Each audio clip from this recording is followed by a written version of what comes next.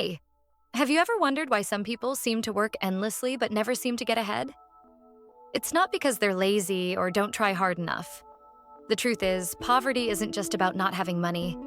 It's a system designed to keep people stuck.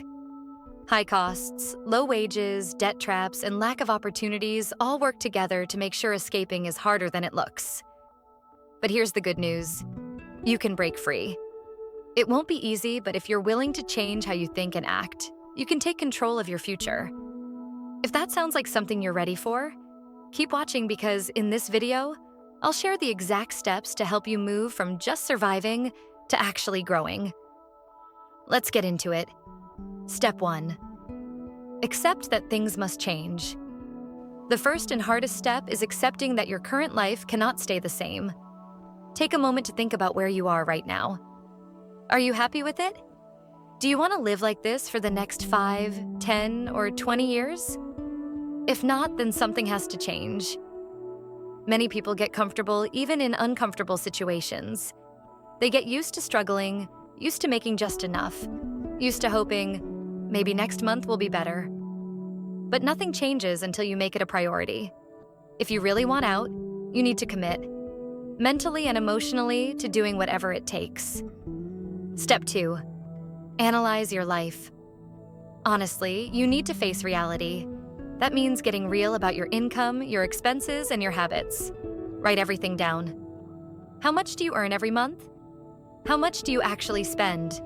Most people have no idea where their money goes, and that's a big reason they stay broke. Try tracking every expense for the next 30 days. You might be shocked at how much money is being wasted on things that don't actually help you.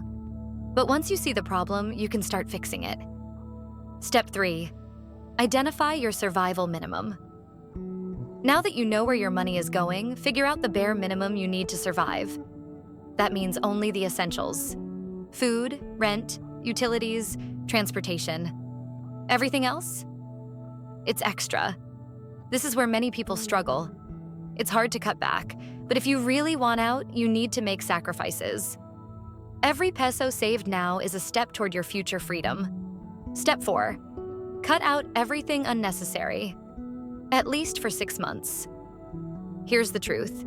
To get ahead, you have to stop living like you already have money. That means cutting out unnecessary spending for at least 6 months. No more impulse buys, expensive habits, or wasting money just because you deserve it. This doesn't mean you can never enjoy life. It just means you're putting yourself in a better position first. Once you're financially stable, you'll have more freedom to spend without guilt. Step 5. Increase your income. If you don't have a job, get one. If you do, find ways to earn more. This could mean asking for overtime, taking a side job, or even freelancing online. A lot of people say, "I don't have time." But if you have time to scroll on social media for hours, you have time to earn more money. The goal is to increase your income while keeping your expenses low. Step 6. Pay off high-interest debt. Debt is like quicksand. The longer you're in it, the harder it is to escape. The first step to breaking free is focusing on high-interest debt first. If you have credit cards or loans with crazy interest rates, make paying them off your top priority. One simple strategy is the snowball method.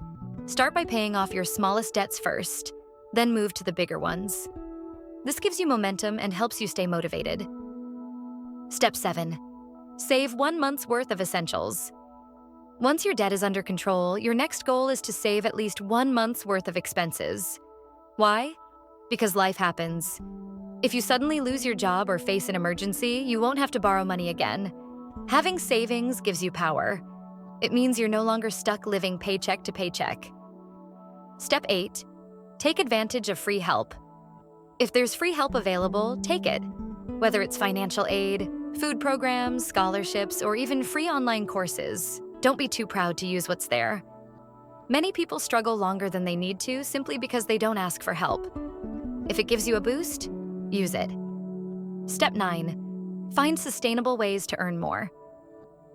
At first, you increased your income by working extra hours. Now, it's time to level up. Can you get a promotion? Learn a new skill? Switch to a better paying job? You don't have to settle for a low-income job forever.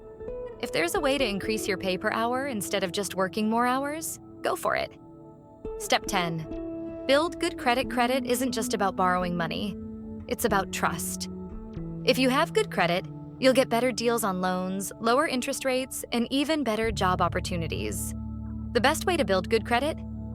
Pay your bills on time, keep your balances low, and never take on debt you can't handle. Step 11. Refinance bad debt. Once you've improved your financial situation, look at your current debts. Can you refinance them to get lower interest rates? Many banks and lending companies will give you better terms if you show you've become more responsible with money. Step 12.